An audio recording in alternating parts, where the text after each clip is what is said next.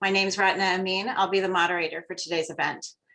I'm the lead strategy and policy advisor at DB Engineering and Consulting USA, and also many years ago authored the 2015 SPUR report entitled Seamless Transit, how to make Bay Area public transit function like one rational, easy to use system. The host of today's event, Seamless Bay Area, is a grassroots nonprofit organization founded in 2018 that advocates for a world-class integrated public transit system by advancing policy reforms and building a grassroots movement for change. Seamless Bay Area is funded by a combination of grants and individual contributions. This event is taking place at an important and potentially pivotal moment in the Bay Area's transportation history. At the regional and local level, elected officials and transit leaders are engaged in discussions about the future of Bay Area transit as we emerge from the COVID crisis. I'll highlight three particular ongoing initiatives. One, after years of discussion, the region is in the midst of a detailed business case studying integrated transit fares. Two, the region's transit agencies, elected leaders, and advocacy groups have been meeting through the region's Blue Ribbon Transit Recovery Task Force since last May to identify an action plan for transit transformation, including reforms that could lead to a more centralized network management of the transit system. And finally, the future of Bay Area rail governance is being contemplated through both current Caltrain governance reform processes, which began in March through the end of this year, as well as an upcoming regional rail study being led by MTC. Governance is so important to the success of our transit systems, yet opportunities to rethink governance are rare. So this is an important moment for leaders, riders, and advocates from across the region to reflect on how our transit system is and isn't working and how we can make it better for the future. Today, you'll be hearing from a distinguished panel of experts with deep expertise in US and international transit systems and how the best performing systems are governed and managed. First, we'll have Paul Lewis, who is the Vice President of Policy and Finance at the Eno Center for Transportation. Paul has deep expertise in federal policy, transportation planning, and transportation governance, among other areas. He co-authored, also 2015, the Eno Center report, Getting to the Root of It, the Role of Governance in Regional Transit. Paul will provide his thoughts on the importance of transportation governance within the national context. Next, we'll have Dr. Michelle DeRobertis, who is a transportation engineering consultant for over 20 years and principal of the research nonprofit Transportation Choices for Sustainable Communities. Michelle will share some of her main observations about governance models from research that she led titled Characteristics of Effective Metropolitan Area-Wide Public Transit, a comparison of European, Canadian, and Australian case studies, which was published in 2020 by the Mineta Transportation Institute at San Jose State. Third, we'll have Ian Griffiths, who is the co-founder and policy director of Seamless Bay Area, who will share highlights from Seamless Bay Area's new report, Governing Transit Seamlessly, Options for a Bay Area Transportation Network Manager, and what the opportunities and challenges for the Bay Area will be over the next couple of years. Ian will discuss some of the key recommendations from the report, which was significantly informed by the governance models identified in the research from Michelle. After hearing from these presenters, we will have the chance for a panel discussion and take some questions from the audience. We invite everyone on the call to submit comments or questions through Zoom throughout this conversation. For anyone who cannot submit their question in writing, you can use the raise hand feature of Zoom, and we'll try to at least answer one or two questions that way. And we'll answer as many questions as we can while being mindful of everyone's time. And I believe we're going to go to about 1 or 1:10 today. And with that, I will hand it over to Paul Lewis to provide some opening remarks. Hello, and thanks for that introduction, Ratna, and thanks for the invitation to come here and speak today. I'm Paul Lewis, the Eno Center for Transportation, an independent nonprofit think tank based in Washington, D.C. We do all different types of transportation, but governance has been an area where we've spent an awful lot of time, and I've spent a lot of my time looking at how regions and how states and how different parts of the world organize their transportation networks, specifically transit, public transit. But we started off with questions that people ask a lot, like why does my bus not run on time, or how is this rail line going to affect my community or why do I have to transfer at this one specific point?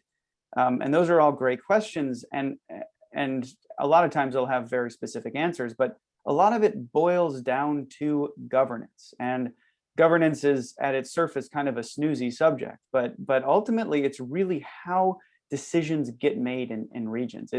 It's how regionalism and funding and customer service and capital planning all come together. And an effective governance structure has to address the fact that most bus and rail lines don't start and end at jurisdictional boundaries. And like any other transportation network, transit can be more effective when it's planned and organized and operated with this regional perspective. And so when we think about governance, we don't think about just specific agencies, but really how they all work together, the interactions between them, the influence of funding and governance on the way in which decisions and investments are made. And so recognizing that the ultimate goal of transit is to deliver economic and social and environmental benefits to a region, we think about governance from this customer perspective when we're evaluating different models and thinking about how regions are able to deliver the kinds of services that enable their economies to succeed. And the challenging thing with transit and transit governance in this country is that every single region does it differently. There is not a single model. There's almost an insane number of different approaches. Some of them are very consolidated, right? If you look at places like Boston with the MBTA, or Philadelphia with SEPTA, or Cleveland or Pittsburgh, there's really just one agency that does almost everything in that region in terms of transit.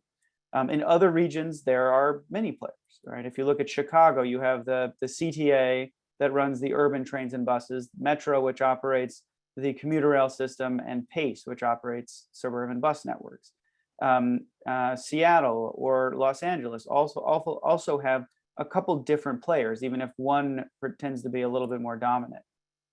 Some of these are state controlled, right? New York MTA is an agency and is mostly subsidized by state tax dollars, whereas others are wholly local, like in Columbus, Ohio, or in Dallas, right? Those are local agencies with local tax dollars.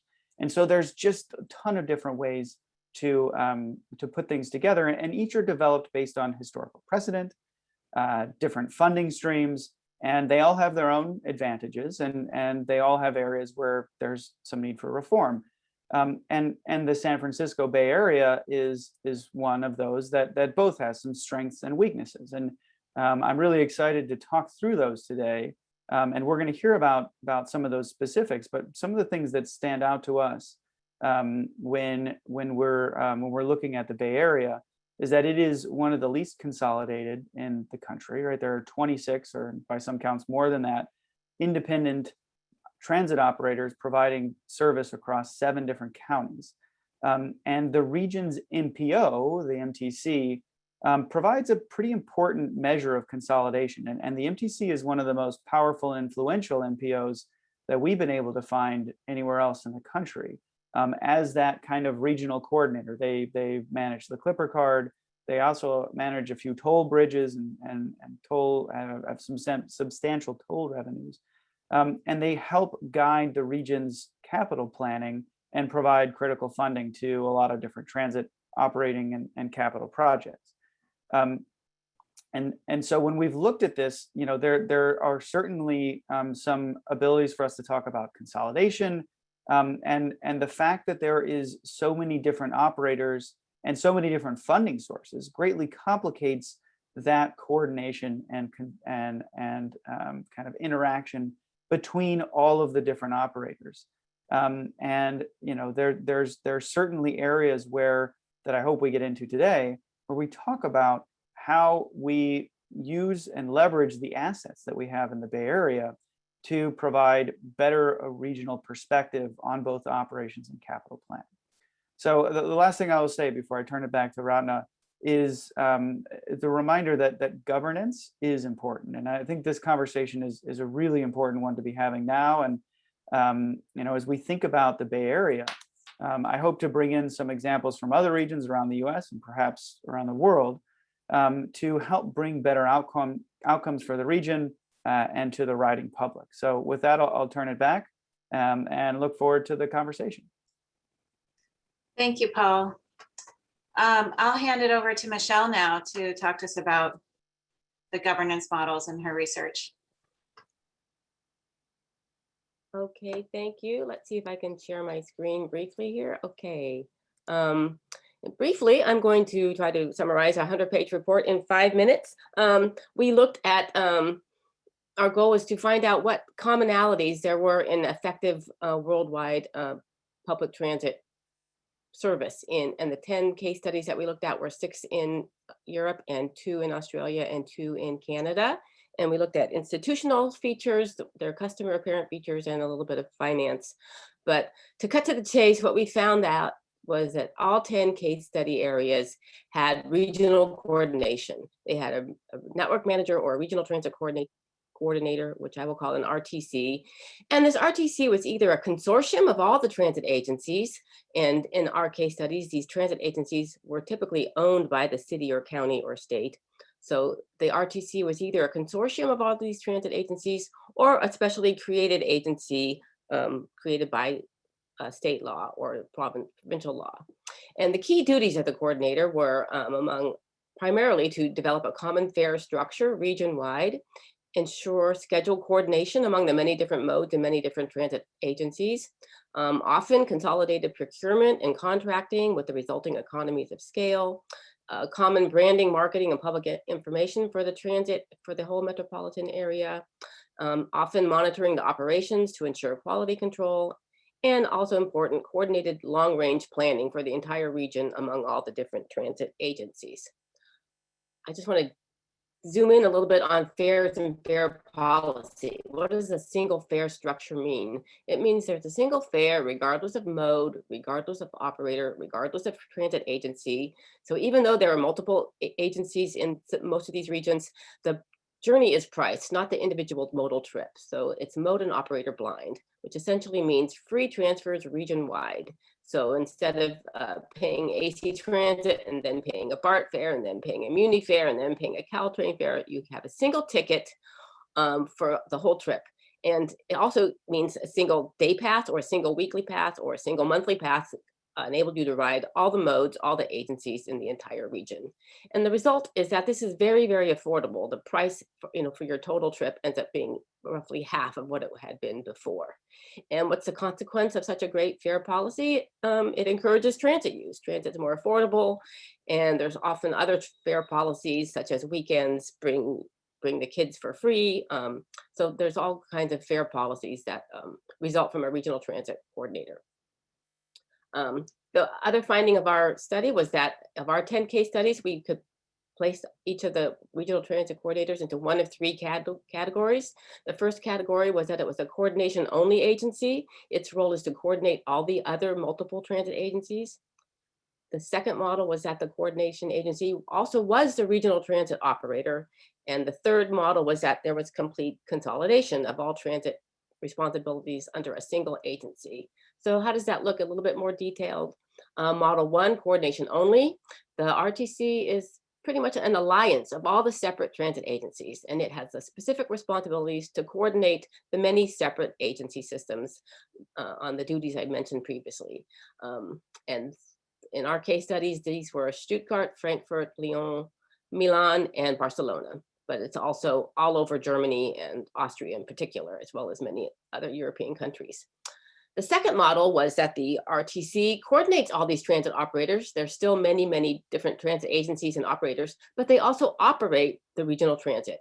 And we found this in Toronto. What wasn't as common as the other model, but we found it in Toronto among our case studies, and was also the case in Manchester, England. And the third model was that there's a single government agency that owns and operates all the transit systems. This is what we call complete consolidation and was the case in Stockholm, but it's also the case in Sydney, Australia, and Perth under the state of Western Australia. And it was also the case in Vancouver, although it wasn't the state, it was a regional government that was the single government agency that operated all the different modes in the entire region. So another finding that we kind of that came out of our study was that we realized there was an evolution of public transit over the last 100 or so years. From the left, where there was a mix of public and private agencies in the early 1900s, there were still many private operators operating streetcars, beginning with horse-drawn streetcars. It morphed into the middle model that you see after World War II, where public ownership of transit became the norm, in Europe as well as in the United States. And then we found a kind of divergence. They say the evolution seems to be going towards a coordinating entity, which we call phase 3, but there are two main paths. There was either the coordination path, like the German model, where there's multiple agencies under a single Verkehrsverbund, or the consolidation path, sort of the Australia and Stockholm model. So my brief conclusion is that I'd like to conclude with this slide, which basically shows two key points. The first regional coordinator was in the late 1960s of our case studies. It was Stockholm, who was inspired by Hamburg, Germany. A form of regional coordination then spread throughout the 1970s to other German towns, including Stuttgart and Perth, Milan and Sydney of our case studies. Later adopters were Lyon, Barcelona, Vancouver in the 90s, and the last adopter of our case study was Toronto. But the second key point I want to make is not only throughout the decades, more and more metropolitan areas are going towards the regional transit coordinator. But it was not just a one-time bang, they had a regional transit coordinator. Most RTCs evolved over the course of these decades and involved several steps. And these steps included expansion in either their duties or their geographic area, or both. And most often, there was also a major reorganization of the governing board. So I would encourage you to see our report for details of how each of these 10 case studies evolved to be where they are today. But I think a major finding is that the development of a regional transit coordinator, more often than not, took years or decades, and there were several incremental steps and reorganizations to get to where they are today, and most of which eventually were authorized or mandated by a state government or even the national government. And that's the conclusion of my brief presentation, and I encourage you to check out the full report at the MTI Mineta website. Thank you. Thanks, Michelle, for that great summary. Now I want to welcome Ian Griffiths to talk about Seamless Bay Area's perspective on transit in the Bay Area, as well as discussions currently underway in the region. Thanks, Ratna. Let me just get my slides up here.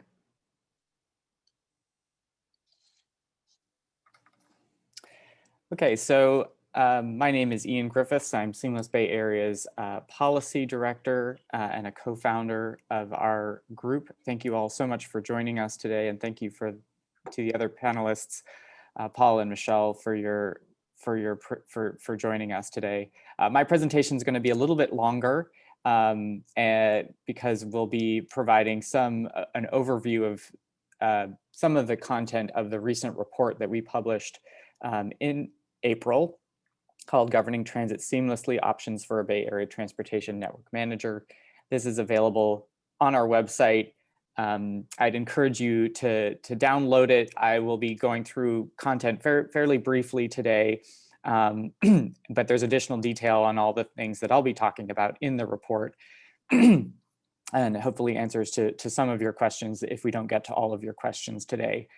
This report is really based on 3 years worth of research, interviews of Seamless Bay Area and many of our advisors, and really is based off of international experts, interviews with many of the general managers of transit agencies, staff of transit agencies across the region, as well as many of the recent academic research from Eno, from Transportation Choices, bringing all of this together at this moment in time for the Bay Area and recognizing the specific questions that we need to answer, and thinking specifically about the Blue Ribbon Transit Recovery Task Force that's underway, and the discussion about a network manager entity that is now the focus of that conversation.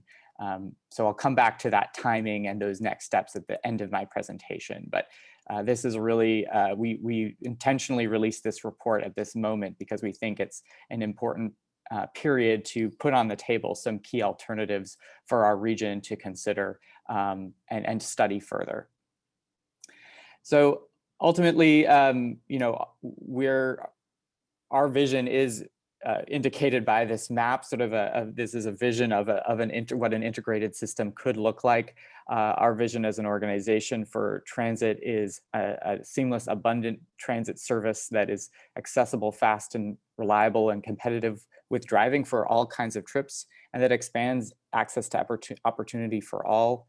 It's a system that's equitable and affordable, that has an excellent rider experience across all modes and travel types, with integrated information, maps, branding, and that's led by efficient and trusted institutions that are able to attract increasing levels of funding for our system for constant improvement. We base, this discussion about governance, as Paul was mentioning, it really has to be rooted in the outcomes that we're trying to solve for. That's ultimately why this matters. And the reality of the transit performance in the Bay Area has not been great over the past couple of decades. We've seen declining transit ridership even before COVID.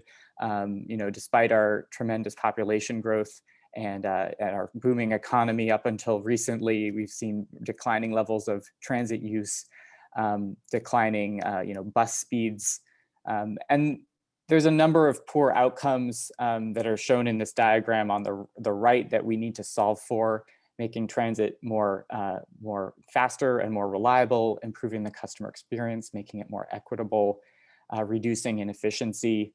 And we recognize that there's a range of different reasons why that lead to these outcomes.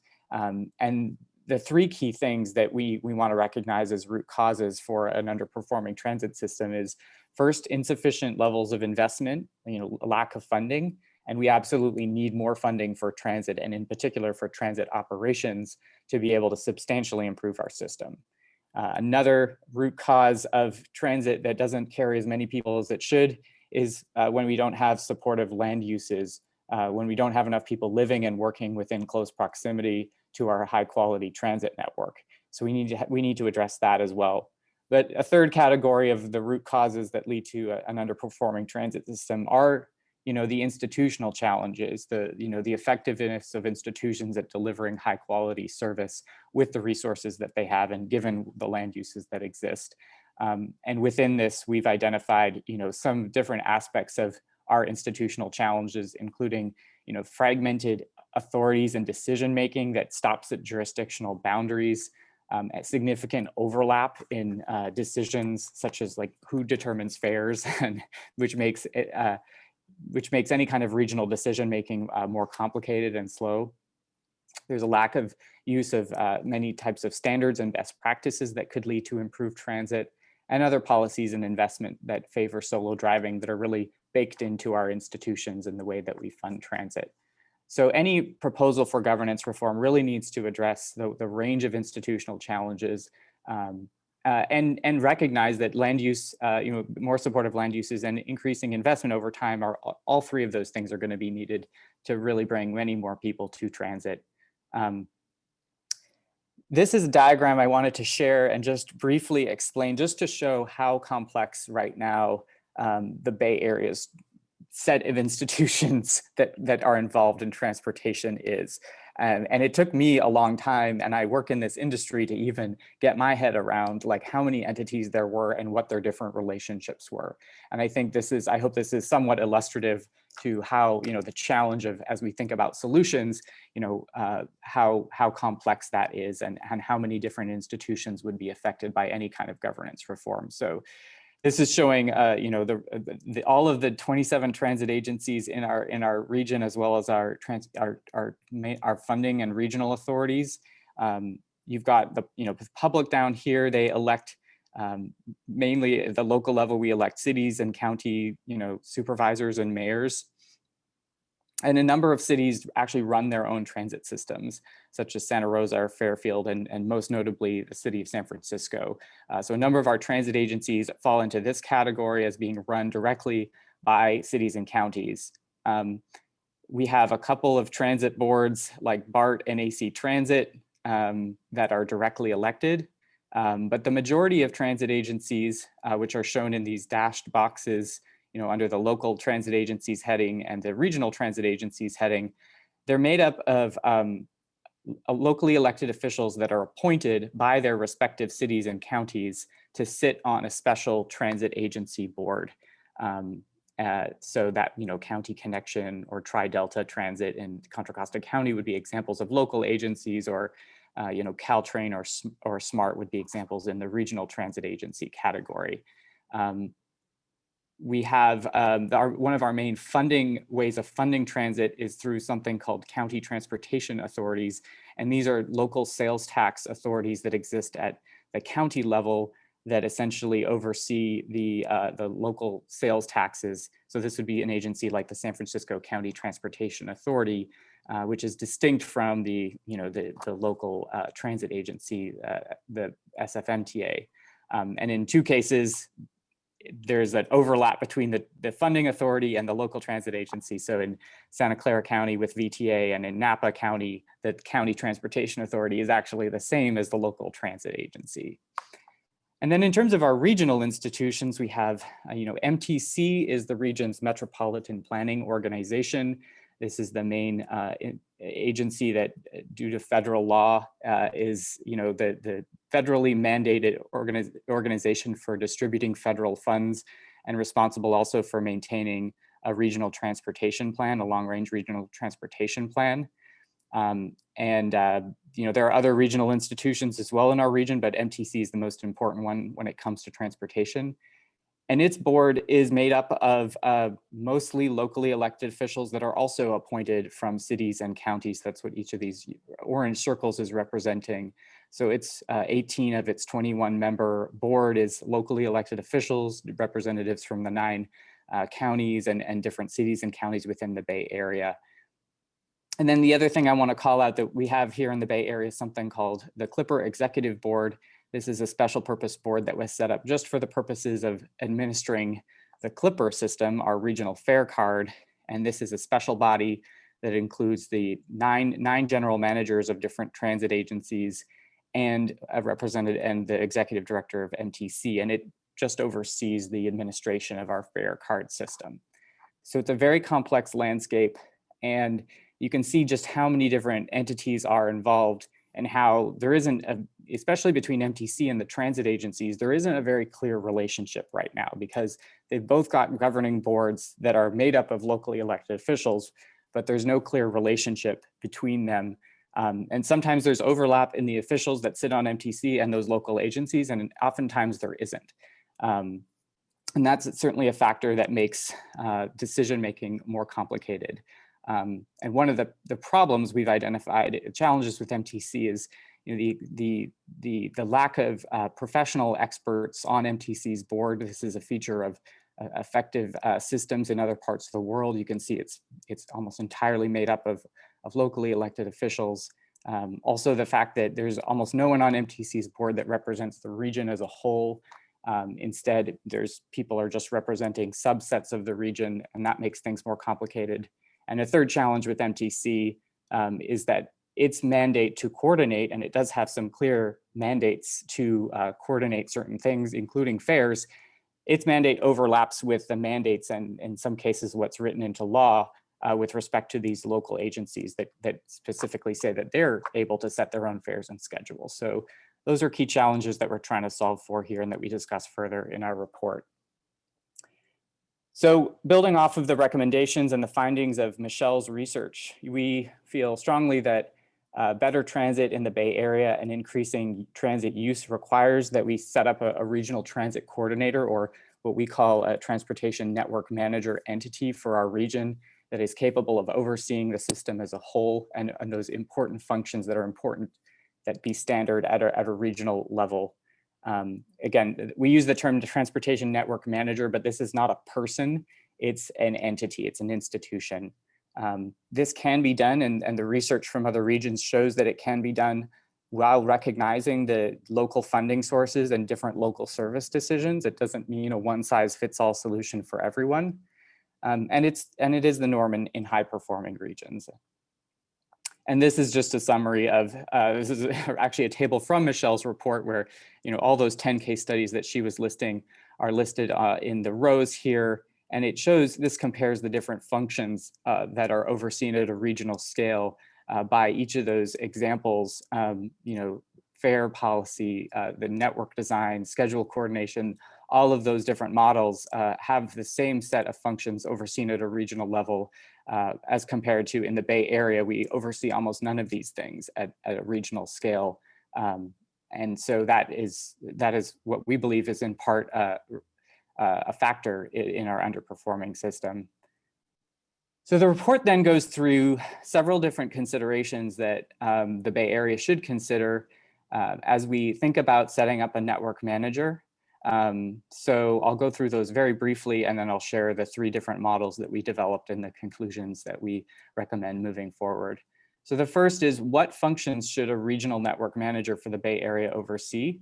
And basically, we believe, consistent with the research, those functions that are identified as best practices in other regions are the most important. Things like fare policy, customer experience, setting standards, performance measures, things like capital planning and capital project delivery might be important if there isn't another institution that already oversees those. In terms of the models, Michelle went through those 3 different models, so I won't go through them again, but I think this is a key choice that we have as to whether we have an entity that just coordinates transit or that actually runs part of the system or all of the system. Another consideration is, are we setting up a network manager that is the same 9-county Bay Area that MTC covers?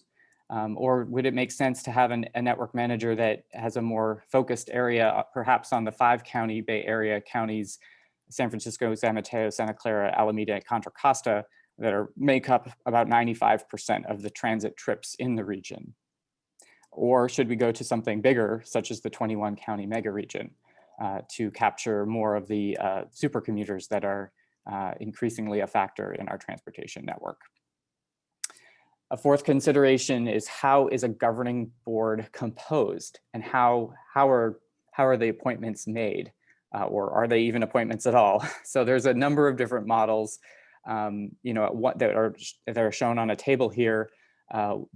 One on the left-hand side is the model of a directly elected governing body. There's only a few examples of this in the United States, and 2 of them are in the Bay Area. BART and AC Transit have directly elected boards, but this is overall an uncommon model otherwise. We have the second column is the dominant model in the Bay Area, as I discussed in my earlier diagram, which is that we have governing bodies for transit agencies and for MTC that are made up of locally elected officials primarily, and they're appointed from different city and county governments for the most part. Then there are many models throughout the US and around the world where professional experts are appointed to a governing body, either as the majority of the members or as all of the members. And Atlanta and London are examples of professional expertise majority governing boards. The Transport for London is chaired by the Mayor of London, but it has a fully otherwise a professional board. There's a couple of examples of full, 100% appointed professionals, such as Portland's TriMet and Metrolinx in Toronto. And then Vancouver's TransLink is an interesting hybrid model where there's a sort of 2-tier governance structure, where an upper tier is made up of policymakers and elected officials, and the lower tier is made up of sort of a more professional administrative board. Then there's another aspect of how you set up a board that is an important question for the Bay Area, which is, how do you actually achieve geographical representation across a broad and diverse region? The model dominant in the Bay Area and that exists at MTC currently is where you basically have jurisdictional representatives. You have a certain number of seats per county or per, and each county then picks, who their representatives are. This is, we believe this is one of the things about this that doesn't work right now, is that those people that are appointed by individual counties often have a very close relationship and are very closely tied to the local politics and are oftentimes, not, they're speaking on behalf of their city or their county, and they're not necessarily speaking on behalf of the system as a whole. I think something that we think is worth consideration is having equal population custom districts that create a little bit more of a buffer between local politics and local issues and the regional issues. BART has equal population custom districts, although it's directly elected, but Atlanta, Portland, and Minneapolis have systems of district representatives that don't align exactly with jurisdictional boundaries, where each person has an equal, number of constituents. There's a process whereby people with qualifications and relevant backgrounds can be appointed to these positions, sometimes through some sort of impartial selection panel. So there's more information on each of these models in the report. And then a final facet to setting up a network manager for the Bay Area is, and a fundamental decision is, what agency would become our network manager? And something that we've heard loud and clear from across the Bay Area is that the Bay Area does not need another transit agency. We do not need another layer of bureaucracy on top of our 151 other agencies. So if we're to repurpose an existing agency and have it become the network manager, two fundamental options are we evolving MTC to become our network manager, or are we going to be evolving transit agencies or multiple transit agencies to become our network manager? And because there isn't a single transit agency that really covers enough of the region to be like the network manager, this would fundamentally involve, bringing together at least two of our major transit agencies. And we think BART and Caltrain would be, a minimum for this option to be considered, as these cover the biggest rail systems in the Bay Area and cover those 5 counties with the highest levels of transit ridership.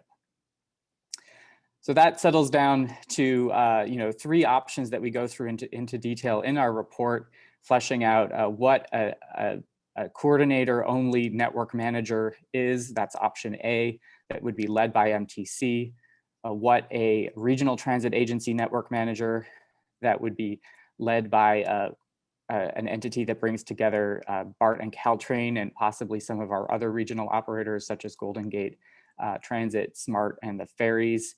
And then we also look at what a fully merged universal transit agency network manager could look like, how it would be governed.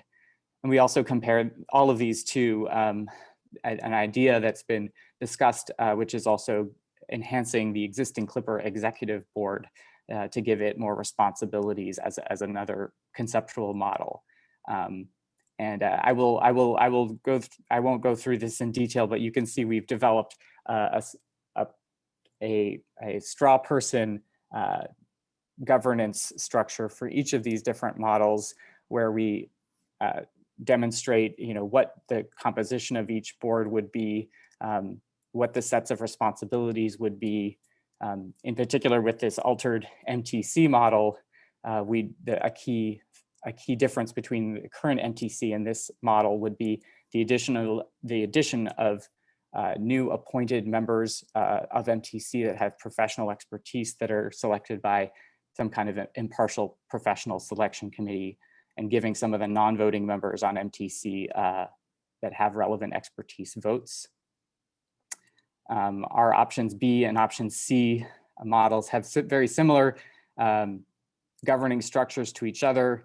Basically, it's a 15-member board with 9 district representatives from Bay Area custom districts that would have approximately 850,000 people each, with an appointment process that screens for professional expertise and ties to local communities, as well as 5 at-large members also selected by a professional selection committee, and a new shared services division for the services that would be shared at a regional scale.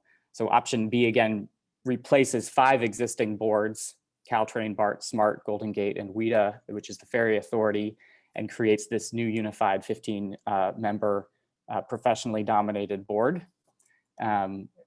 Elected officials would be eligible to serve if they do meet the qualifications. And then the option C, the unified, transit agency model has an identical governance structure in terms of a 15-member board, but also adds, the local transit function to the set of responsibilities. And I'll note that with this model, I think a misconception of this model is that when you have local transit agency overseen by a regional entity, that you centralize all decision making into one geographic location, and you lose the local connection, you lose the local expertise of people who have been involved in planning and operating local routes across many of the region's transit systems. And that's certainly not the goal, and that's certainly not, I think, what we see in practice in other regions that have this structure, including the ones that that Michelle profiled in her research. We really see that even with a fully consolidated model, you'd probably continue to have local affiliate offices distributed across the region, across all the counties. You'd have committees of local stakeholders and community members and elected officials involved in decision-making and advising on the important local priorities. There's a way of maintaining that local presence and know-how and expertise in the local transit network, but still connecting it to having, the economies of scale and the important shared services that come with a fully consolidated, regional system. So we evaluated each of these in our report, and we came down with the recommendation that option B, the Regional Transit Agency Network Manager, does provide the best balance of the important outcomes that we're trying to solve for based on many of the criteria that we think are important. And it also seems much more feasible than option C to implement. But we think all of these options need further study. And we look forward to having a business case advance that will, in more detail and with a broader range of stakeholders, engage the region in looking at hopefully these three options and perhaps others that and have a commonly developed set of criteria for evaluating what system provides the best solution for our region. One of the other conclusions in our report that we found is that regardless of which option we choose to pursue, that bringing together BART and Caltrain as one unified system with one common decision-making board does make sense regardless. And it provides a range of opportunities to make progress on so many of these things that are at the core of having a customer-focused system, and including fares, including coordinating schedules. But also, very importantly, both of these agencies are involved in some of the most expensive and important planned capital expansion projects in our region, projects totaling over $40 or $50 billion. And the opportunity for improved capital project planning and delivery, getting these projects done faster and in a way that serve riders better is a tremendous opportunity. And that should be considered as a major driver of bringing these two agencies together. So I'll conclude here with a timeline of next steps and some closing thoughts prior to the panel discussion. Now is a really unique moment in time, as Ratna mentioned. The opportunity to look at governance doesn't come along often, and we have projects such as a look at fare integration going on at the moment involving our transit agencies. In parallel with that, we have the Blue Ribbon Transit Recovery Task Force that has identified the need for a network manager and the desire to complete a business case that further studies a number of options for a network management structure that we expect will begin in the next couple of months as the Blue Ribbon Task Force comes to a close in July. And connected with this, we think there's an opportunity to also advance the discussion of increasing regional funding for transit and advancing a regional funding measure for public transit to ensure that we recognize the need for more funding ultimately to fund these things, and we don't permit lack of funding to prevent us from considering the important governance reforms that can lead to better decision making. Ultimately, we think there's a big opportunity for a major ballot measure in 2024, and many of the groups in the region have been working towards this goal that can really bring the resources to transit funding that can greatly increase levels of service, and that can be the thing that really ensures that we are able to bring far more people to transit. But again, that does need to be connected to the institutional reforms that can make sure that the service is planned in a way that's customer focused and that brings the most possible riders to the system. Okay, finally, just in terms of thoughts on what's needed for success, I think this is my final slide. I think we've been having this discussion for a long time, and we've made a lot of progress. I think we believe it's important that we have, we do this business case, we begin this process of studying what alternatives make sense for a network manager, but we have to commit to a time frame for change. We can't have this discussion go on for years and years longer. So we're eager to see progress on this by the end of this year that puts us in the position to really pass legislation in the next year or two that bring about a network management structure. I think we also see from many of the regions around the world that leadership is really important, from not only from elected leaders, but also from agency leaders and leaders across business and nonprofit sectors to really acknowledge the importance of change and embrace the opportunity for change to build something better. And then finally, as I mentioned, commitment to the funding is really important for success. We know, one of the things that comes up over and over again as a reason not to change governance is uncertainty regarding funding and lack of commitment to bringing more funding to the system. And many of the case studies have shown that, all the funding that is needed to increase service levels and fully fund integration is often not available at the moment in time when a governance reform process is initiated. Usually there's some funding available to fund some of the initial integration activities, but a vast majority of the funding that ultimately goes into building that system is approved and identified after the governance reforms go into effect. So having a commitment to a major regional funding measure in 2024 is an important part of building the consensus to fix the governance situation in 2021 and 2022.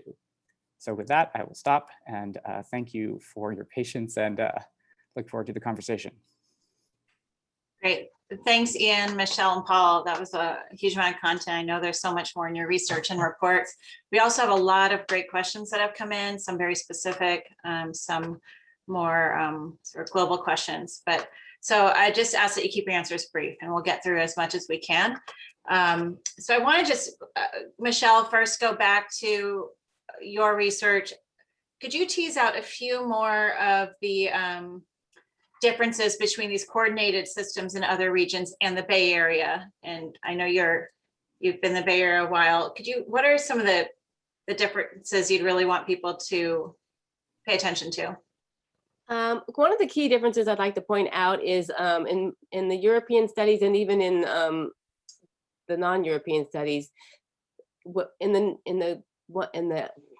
when there's coordination, there's still multiple agencies. So they can get by with still having, the city of Stuttgart and the county of this all operating their own transit, but the regional transit coordinator operates that. But one thing they have that we don't have is a single regional operator. I think what makes the Bay Area unique is we don't just have one single regional transit system, we have 6. So at least in these other areas, even when there's 20 or 30 different transit agencies, there still is one agency that's responsible for most of the big intercity transit.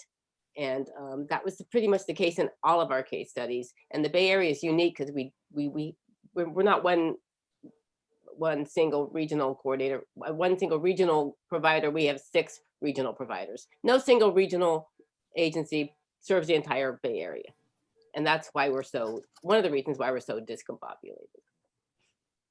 Thanks, Michelle. Paul, I'll ask you the next question, which is to speak more about the role of MPOs in other regions in the United States.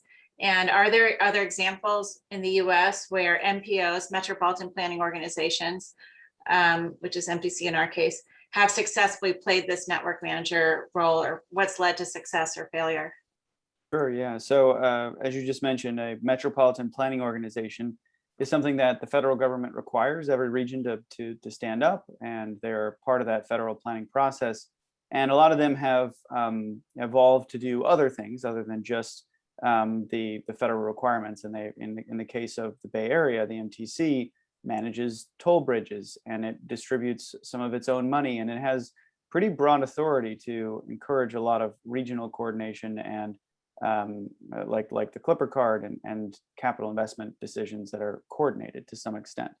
And I think it's pretty clear in terms of what MPOs are in the rest of the country that the MTC is a little bit of an outlier. It has a tremendous amount of power and influence compared to other MPOs around the country, where other MPOs just don't have that statutory authority to make some of those decisions.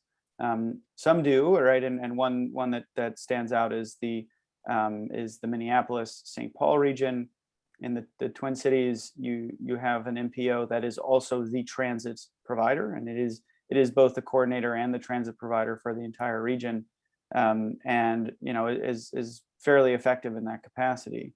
But in most other regions, the MPOs lack an authority to kind of be that network manager, even though they're performing some important planning tasks. Thanks, Paul. And related to that, we have a few related questions about the role of policymakers and technocrats and staff, and also about accountability to the public. And then related to that, equity and power and diversity, equity, and inclusion. So I actually want to try and lump a little bit of that together of who has power and different models. And Ian, maybe you could start, speak to that first. Yeah, sure. Well, I think elected leaders are ultimately responsible, for policy making, in our regions and in our cities, and that's important. That's critical.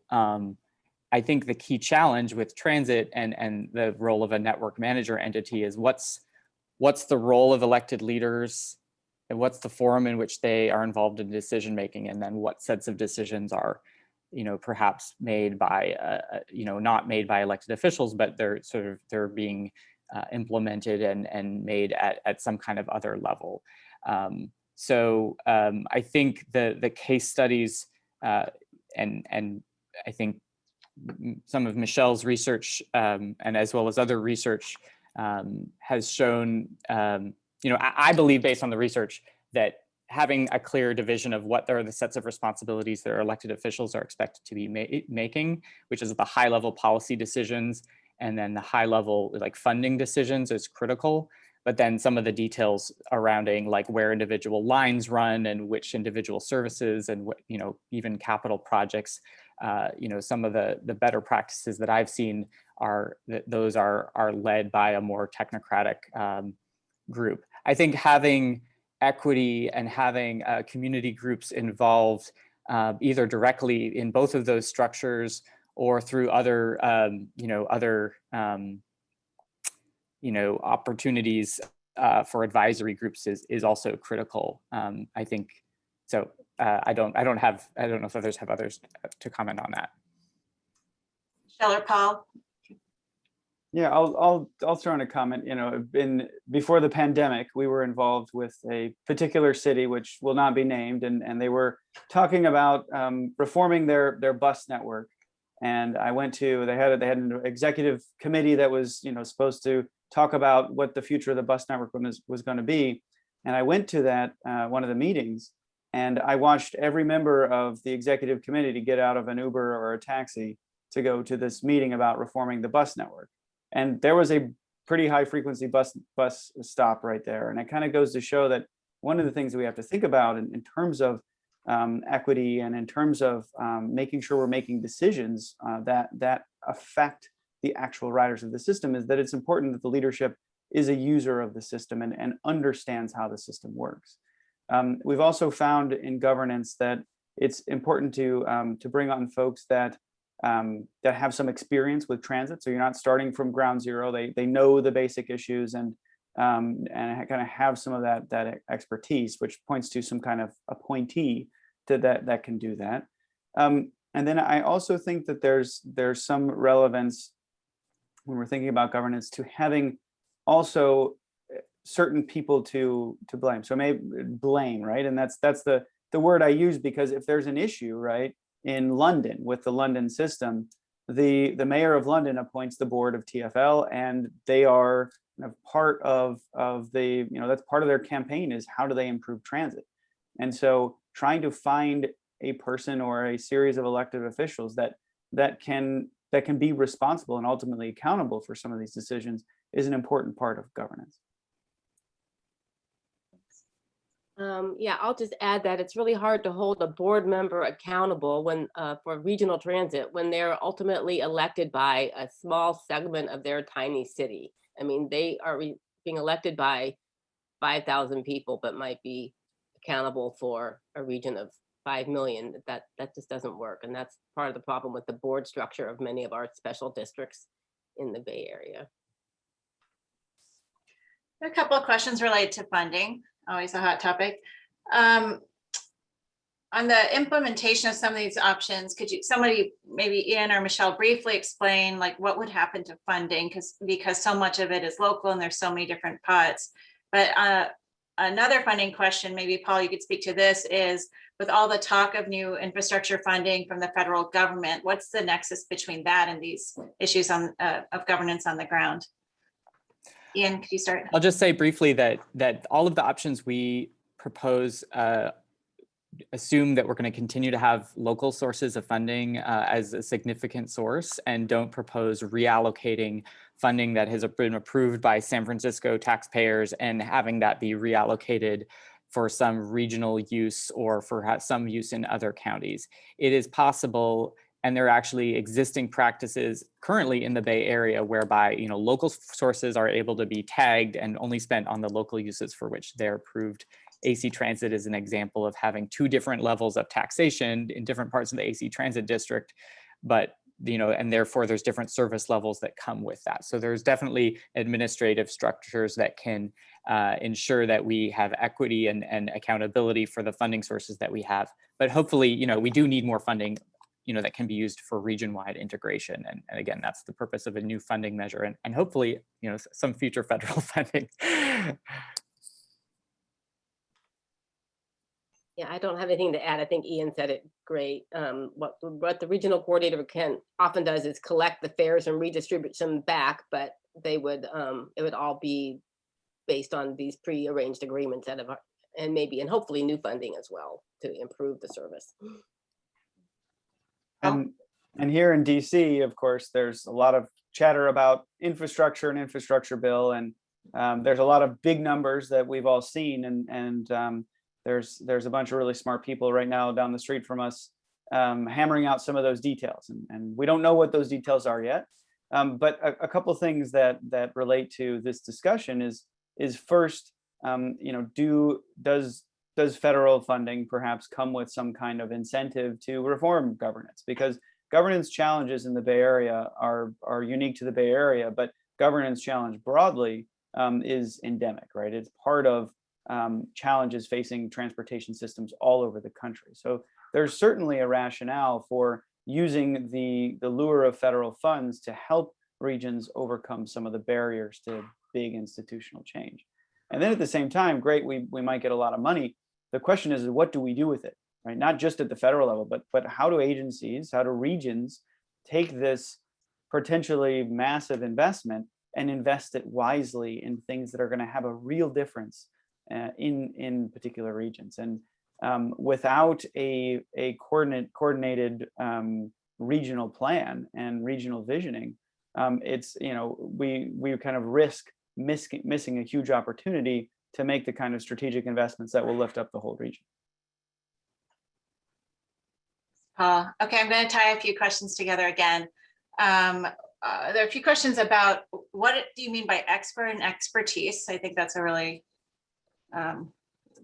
critical thing something we should think critically about, but also rider representation and also transit worker, probably frontline staff representation. Can you say more about in an improved governance system, how those roles and representation might evolve?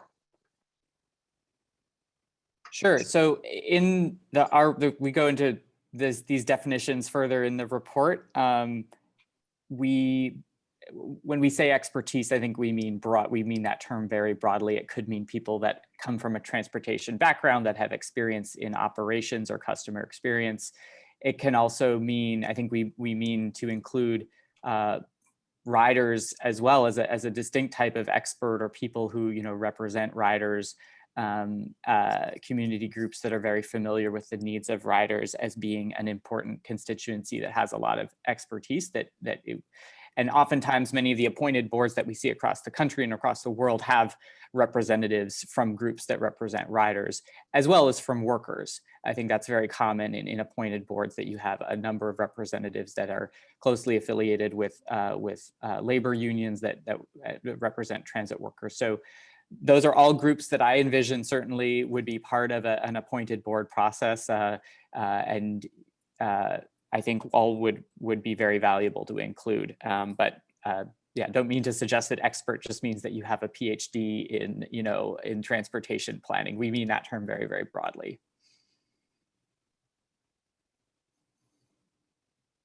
Michelle or Paul, would you like to add anything?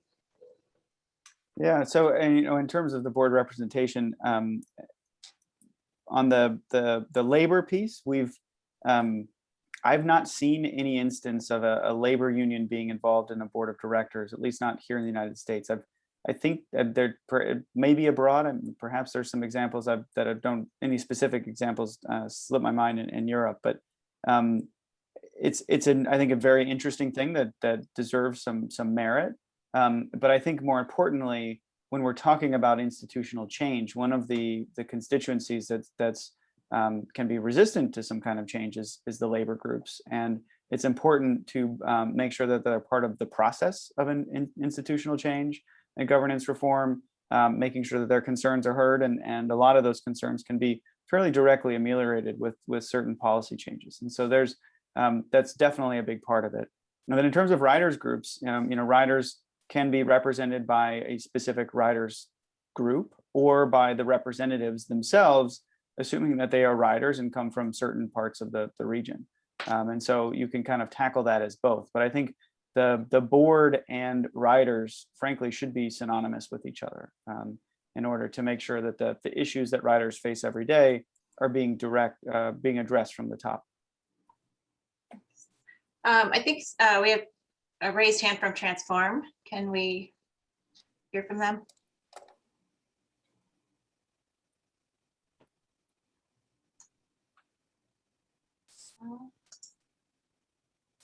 I see the raised hand. I actually don't know how. So they're unable to speak, but it looks like maybe they don't actually have a question, so we can move on. Okay. Okay, we have about 5 minutes left. So there's could maybe Ian, you speak to some of, well, there's questions about what arguments you're hearing for and against a unified structure.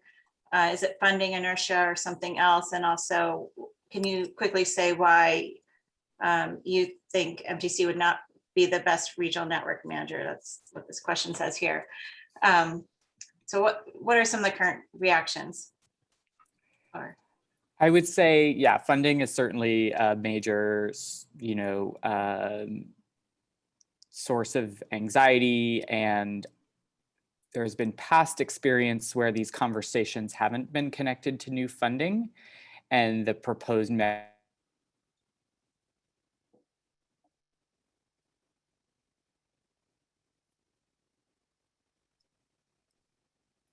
Yeah, it looks like maybe you're froze. I will, while Ian returns, I have a question for Michelle. If you're with us. Michelle, there are a few questions about accessibility, paratransit, disability, and also the future of autonomous rideshare. Did you, in your research, come across the inclusion of those services? I know that accessibility is an issue, especially in Europe, but in terms of our research, we didn't, isolate the providers of what we would call paratransit versus fixed route transit. We focused on fixed route transit. In general, transit is provided by the city or county or state. So I'm imagining the paratransit is as well. So they would have been included in part of the regional transit coordination along with the fixed route transit, I would imagine, but our research did not go there.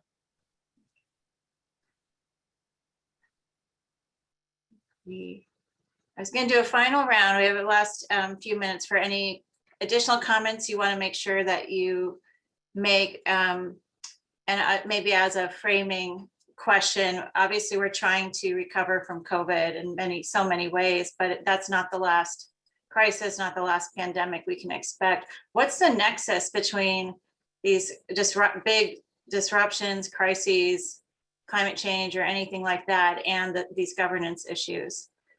Paul, maybe we'll start with you. Sure, yeah. I mean, as it relates to any of the big challenges ahead of us, right? Whether it's climate change, whether it's directly addressing racial, social equity, whether it's recovering from COVID. These are all big, huge issues that are going to take a long time for us to tackle. And to tackle them, we have to have the right institutions to do that. And I think that the conversation here today is kind of highlighted some of the challenges that the Bay Area has and some of its strengths and opportunities. And I think taking on the issue of governance and moving this forward and providing some more coordination and perhaps some consolidation is a really big positive step in that right direction to start thinking about the Bay Area as a region and having a transit system that operates and functions as such. Michelle? Yeah, I would just like to echo that as far as climate change, for example, it seems transit is underrated as one of the solutions to addressing climate change and getting our greenhouse gas emissions reduced. One thing that the Bay Area seems in the USA focusing on transit-oriented development, but they're not doing the nexus is if there's transit-oriented development, there needs to be an investment in the transit, serving that transit-oriented development. And I think that's a missing piece, especially in the Bay Area. If developers are saving $50,000 per parking space by not building parking spaces, why isn't that $50,000 going in to invest in improve the transit service to all these TOD areas? Thanks. And we're doing closing comments. And I also asked about the nexus between COVID and other crises and these governance ideas. Oh, closing comments. I'll just say thank you for the discussion to everyone, and I think I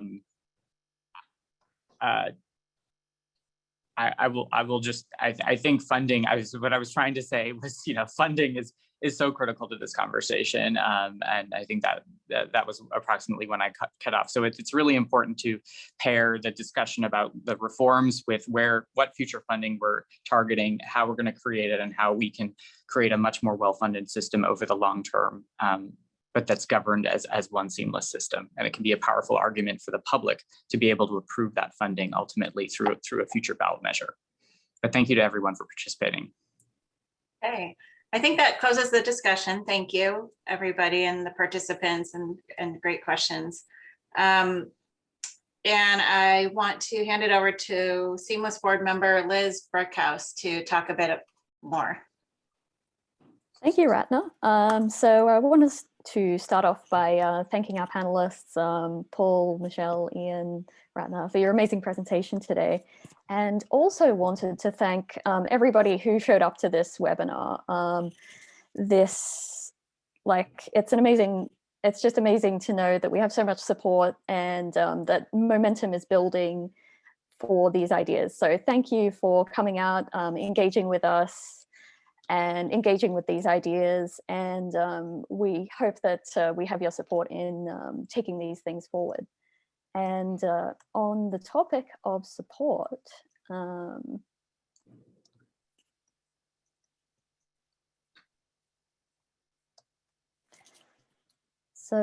today I am here to make an ask on behalf of Seamless Bay Area. We are launching our recurring donor drive. So our goal is to recruit 50 new recurring donors. And I know that in our audience, we already have some wonderful enthusiastic donors. So if you've donated in the past, or you're a current recurring donor, we really thank you from the bottom of our hearts, because like a large portion of our budget is coming from small donors. So our ask today is to consider heading over to seamlessbayarea.org/donate. And every donation counts. So you can support our momentum for the cost of a bus ticket per month. And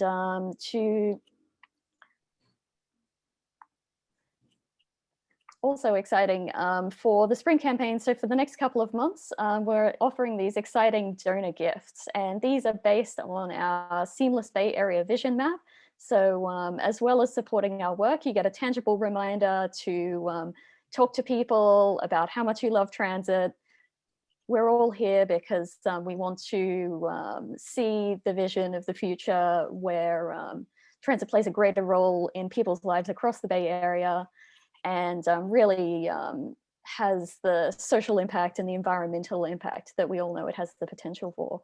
So one more time, I'll invite you to join us in providing your support at seamlessbayarea.org/donate.